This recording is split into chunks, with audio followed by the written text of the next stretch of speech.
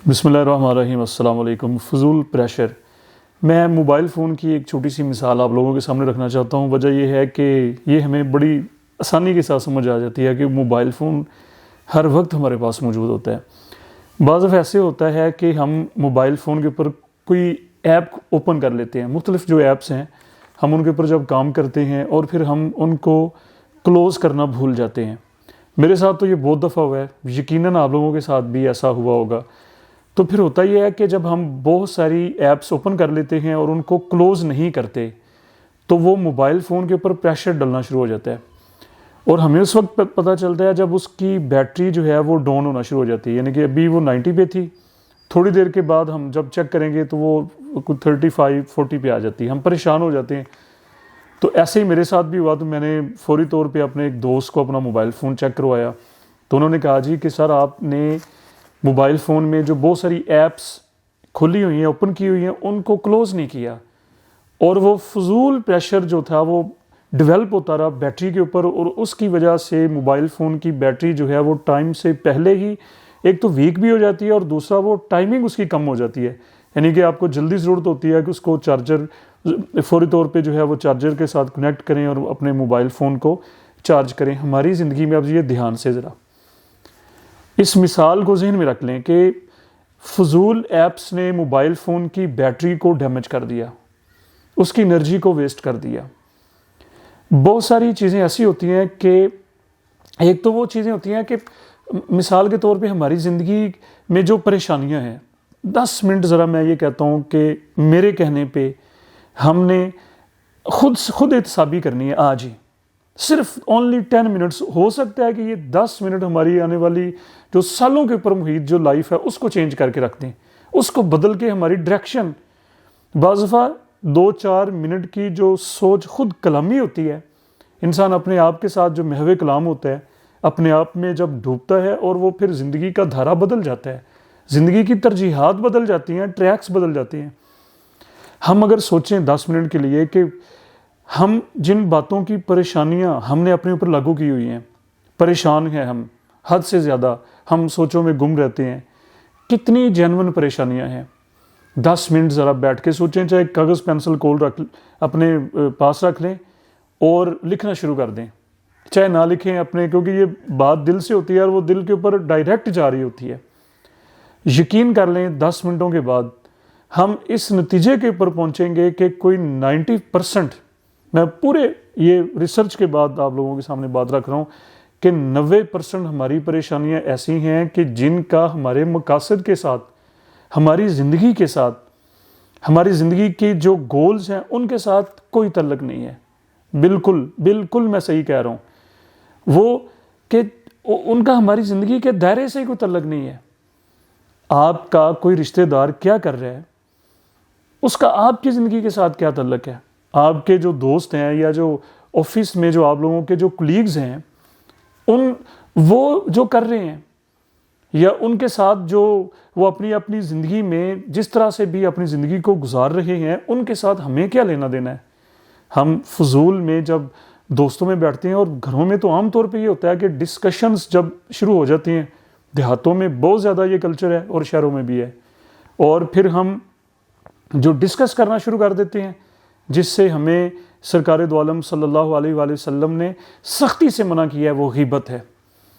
फरमाया ये गया है कि हमें दोस्तों से और रिश्तेदारों से खुशगुमान रहना चाहिए, हुस्ने ज़न इसका हमें हुक्म दिया गया है कि आप ज़हन में यही सोचेंगे उसका गुमान मेरे बारे में अच्छा है। लेकिन हम तो धच्चियाँ बखेर देते हैं, शरीयत की भी, दीन की भी, और उसवा हसना सरकार दो आलम सल्लल्लाहु अलैहि वसल्लम ने हमें जो दिया है उससे तो हमें यूँ लग रहा होता है कि हमारा दूर का भी उससे कोई लेना देना नहीं है। मतलब कि अगर हम दूसरे जो गैर मज़ाहिब के जो लोग हैं उनकी ज़िंदगी हम देखें, और ये टेंशन और ये जो एंग्जाइटी के जो केसेस हैं, एक मोमिन का भला इनसे क्या लेना देना है, जिसका यकीन अल्लाह ताला की ज़ात के ऊपर है। जैसे इकबाल ने कहा था कि जहान में अहले ईमान सूरत खुर्शीद जीते, इधर डूबे उधर निकले, उधर डूबे इधर। कहने का मकसद मायूसी, डिप्रेशन और एंग्जाइटी को रास्ता, इन चीज़ों का तो लेना एक मोमिन की ज़िंदगी के साथ उनका कोई तल्लक नहीं है। جو مصیبتیں اور جو مشکلات سرکار دو عالم صلی اللہ علیہ وسلم کے اوپر جو آئی ہیں، جن کرائسس کو فیس ہمارے نبی صلی اللہ علیہ وسلم نے کیا ہے، صحابہ کرام نے کیا ہے، ہم سوچ سکتے ہیں؟ کھانے کو کچھ نہیں ہے، شہر بدر کر دیے گئے، مالو دولت سے محروم، پراپرٹی سے، جائیدادوں سے محروم کر دیے گئے، تو کیا انہوں نے ہمت ہاری؟ کیا انہوں نے حوصلہ ہارا؟ کیا باتوں کو اپنے اوپر انہوں نے ہیوی کر لیا، پریشانیوں کو ہیوی کر لیا؟ ایک مومن تو ہوتا ہی وہ ہے جو دوسروں کے لیے آسانیاں پیدا کرنے والا ہوتا ہے، کہ ہم کسی کو خوشحال دے. اب یہ بہت بڑا المیہ. دیکھیں، کسی کو خوشحال، کوئی گاڑی لے لیتا ہے، ہمیں نیند نہیں آتی، کوئی اچھی ڈریسنگ کر لیتا ہے، ہم پریشان ہو جاتے ہیں، کسی کے ایگزام میں اچھے مارکس آ جاتے ہیں، ہماری نیندیں خراب، ہماری دل کی دھڑکنیں. مطلب یہ ہے پھر ہمارا ایمان کامل نہیں ہے. ہمیں اپنے ایمان کی اصلاح کرنے کی، ہمیں اللہ والوں کے پاس بیٹھنا چاہیے. ہمیں کوئی کسی مینٹور کی ضرورت ہے جو ہماری اصلاح کرے، جو ہمیں دین بتائے، جو ہمیں سرکار دو عالم صلی اللہ علیہ وآلہ وسلم کی سیرت سے روشناس، انگلی پکڑ کے ہمیں سیرت طیبہ کے ساتھ روشناس کرائے اور ہمیں سیرت سے جوڑے، کنیکٹ کرے ہمیں. ہم جو نیگیٹو سوچتے ہیں دوسروں کے لیے، اس کی وجہ یہ ہے وہ اصل پریشانیوں کی جڑ. ہم پازیٹیو پریشانیاں نہیں ہیں ہماری نیگیٹیوٹی کی وجہ سے، ہماری منفی سوچ کی وجہ سے. اگر کوئی آگے بڑھ رہا ہے، پریشان ہم ہو رہے ہیں. اگر کوئی کامیابی حاصل کر رہا ہے، بجائے محنت کے میدان میں کیوں ہم مقابلہ نہیں کرتے؟ آئیں اور محنت. اگر ایک اسٹوڈنٹ اچھے مارکس لے رہا ہے تو اس کا مطلب یہ ہے کہ ہم پھر نیند کی گولیاں لینی شروع کر دیں، ہم ڈپریشن اور انگزائٹی کے ڈاکٹرز کے پاس جانا شروع. محنت کیوں نہیں کرتے ہم؟ اٹھیں، اپنا ٹائم ٹیبل کو میں ہر دفعہ اسٹوڈنٹس کو یہ کہتا ہوں، میں جو پریکٹیکل لائف میں بھی جو لوگ ہیں ان کو بھی یہ میرا مشورہ ہوتا ہے کہ ہمیں دیکھیں، ٹائم ٹیبل کے بغیر کوئی لائف نہیں ہے. اور پوری ہماری جو ہسٹری، بڑے جتنے بھی ہر کامیاب انسان کی جو ڈائری آپ پڑھ کے دیکھ لیں، اس کی زندگی میں ہمیں ایک ٹائم ٹیبل نظر آئے گا. اور ہمیں تو ایک بنایا ٹائم ٹیبل نمازوں کی شکل میں، کہ فجر سے پہلے اٹھ کے ہم نے اپنی اسٹڈی کرنی، کام کرنا، اس کے بعد ہم نے کام کرنا ہے، دوپہر کے ٹائم میں تھوڑا سا کیلولا، اس کے بعد پھر کام. یہی وہ وجوہات تھیں.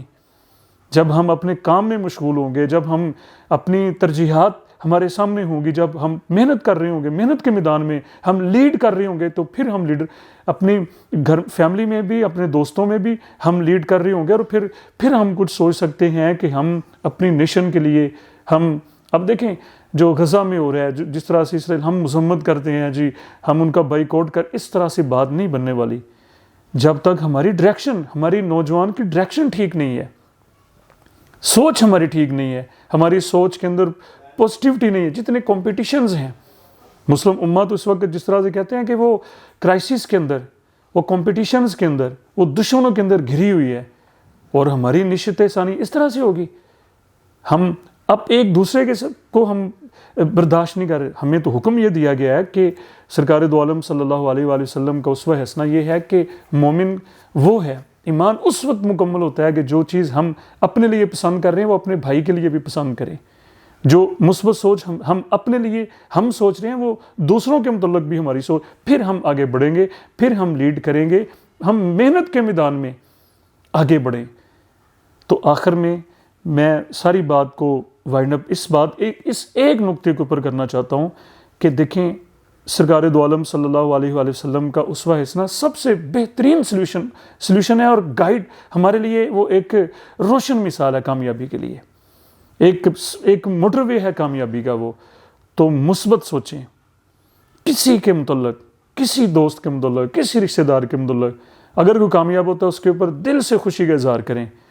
اور اس سے اگر متاثر ہونا ہے تو پھر رات کو اٹھ کے محنت کریں، نیند کم کریں، اپنا ٹائم ٹیبل بنائیں، پھر اٹھیں، پھر اپنا سینہ چوڑا کریں، پھر بتائیں کہ ہم کچھ کر سکتے ہیں اور ہاں میں نے بھی کچھ کر کے دکھا دیا. آخر میں مجھے اپنی دعاؤں میں یاد رکھیں. بہت شکریہ.